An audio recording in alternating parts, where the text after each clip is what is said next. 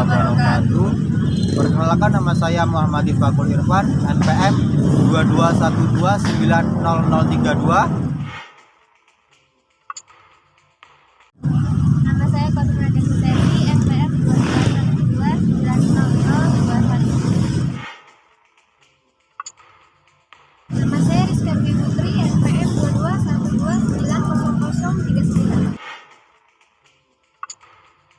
Nama saya Safri Pianiji, NPM 22129004. Pengertian kurikulum pendidikan Islam. Kurikulum dalam bahasa Arab itu manhaj, artinya jalan yang terang, yaitu jalan yang dilalui oleh manusia di berbagai bidang kehidupan. Maksudnya adalah jalan yang terang yang dilalui oleh pendidik atau guru pendidik dengan orang yang dididik atau belajarnya untuk mengembangkan pengetahuan, keterampilan, dan sikap mereka. Kurikulum pun dapat dibagi sesuai dengan fungsinya. Yang pertama, kurikulum sebagai program studi; kedua, kurikulum sebagai konten; ketiga, kurikulum sebagai kegiatan; keempat, kurikulum sebagai hasil belajar; kelima, kurikulum sebagai produksi kultural; keenam, kurikulum sebagai pengalaman belajar; ketujuh, kurikulum sebagai produksi. Lalu, apa sih ciri-ciri umum kurikulum pendidikan Islam? Ciri-cirinya yaitu adanya keseimbangan relatif antara seni atau kepastian-kepastian pengalaman-pengalaman dan kegiatan-kegiatan pengajaran yang bermacam-macam. Kegiatan itu mendapat perhatian khusus, pemeliharaan, dan penjagaan yang patut diberi. Perkaitan antara kurikulum dan pendidikan Islam dengan kesediaan pelajar dan minat, kemampuan, kebutuhan, dan perbedaan-perbedaan persoarangan di antara mereka. Yang ketiga, tujuan-tujuan yang ingin dicapai oleh kurikulum pendidikan Islam. Ada banyak tujuan yang ingin diraih dalam kurikulum pendidikan Islam. Yang pertama ialah pembinaan atau warga negara yang beriman pada rukun iman. Yang kedua, pembinaan pribadi Muslim yang berpegang teguh pada ajaran-ajaran agama yang berakhlak mulia. Tiga, pembinaan warga negara yang sehat dan kuat. Keempat, pembinaan pribadi yang berimbang pada motivasi dan keinginan-keinginan yang sesuai dengan diri dan orang lain. Dan yang kelima, pembinaan warga negara yang dipersenjatai dengan ilmu dan pengetahuan.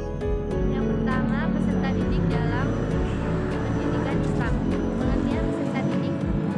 Secara etimologi, murid berarti orang yang menghendaki, dan secara terminologi, murid adalah pencari hakikat di bawah arahan dan bimbingan seorang pemimpin spiritual. Penyebutan murid ini juga dipakai untuk tingkat sekolah dasar dan menengah. Sementara itu, untuk perguruan tinggi lazimnya disebut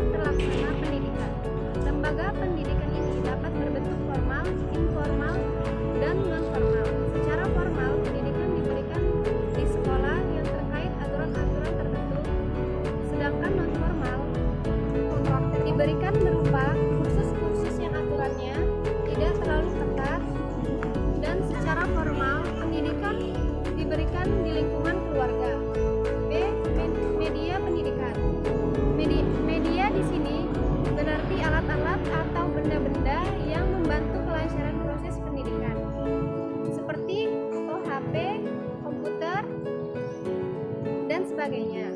2. Sarana fisik pendidikan. Sarana non-fisik pendidikan ialah alat pendidikan yang tidak berupa bangunan, tapi berupa materi atau pokok-pokok pikiran yang membantu kelancaran proses pendidikan yang terdiri dari A. Kurikulum merupakan bahan-bahan pelajaran yang harus disajikan dalam proses pendidikan. Dalam satu sistem institusional pendidikan, dalam IP, kurikulum merupakan komponen yang amat penting karena sebagai alat pencapaian pendidikan sendiri. Yang B. Metode dapat didirikan juga sebagai cara mengajar untuk mencapai tujuan. Menggunakan metode dapat memperlancar proses pendidikan. Yang C.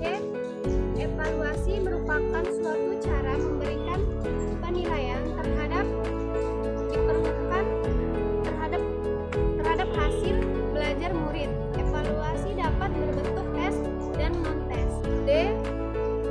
Manajemen atau juga pengelolaan yang baik dan terarah sangat diperlukan dalam mengelola lembaga pendidikan agar tujuan yang diharapkan dapat tercapai. E.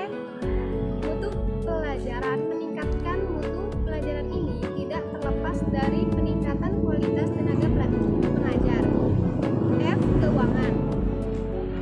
Materi yang terakhir ialah lingkungan pendidikan Islam. Lingkungan pendidikan Islam adalah segala sesuatu yang ada di luar dari peserta didik tersebut. Adapun fungsi dari lingkungan pendidikan Islam yaitu membantu peserta didik untuk beradaptasi ataupun berinteraksi dengan lingkungan sekitar. Menurut antropologi dan sosiologi ada 3 macam. Yang pertama yaitu mengembangkan wawasan peserta didik, yang kedua melestarikan nilai-nilai, dan yang ketiga sebagai pintu masuk peserta didik untuk mengenal pengetahuan dan keterampilan. Dan yang terakhir ada 3 pusat pendidikan. Yang pertama ada keluarga, yang kedua ada sekolah, dan yang ketiga ada masyarakat. Di dalam keluarga dikenal sebagai lingkungan pendidikan yang amat sangat penting, yaitu jadi peran utama peserta didik untuk melangkah dan menjadi sumber pertama dari peserta didik tersebut. Dan yang kedua ada sekolah. Sekolah sebagai kontribusi yang sangat berarti bagi peserta didik. Pengalaman berinteraksi dengan gurunya lebih bermakna bagi anak daripada pengetahuan ataupun aspek di lingkungan keluarga, dan semakin mengukuhkan keterbatasan dari peserta didik untuk mengenal yang lebih luas. Dan yang terakhir ada masyarakat. Di dalam masyarakat anak dapat bergaul ataupun mengenal lingkungan yang sangat luas di dalam masyarakat. Di sana mereka menyaksikan berbagai macam peristiwa dan melihat orang-orang di sekitarnya. Dan peserta didik menemukan beberapa aturan ataupun pengalaman-pengalaman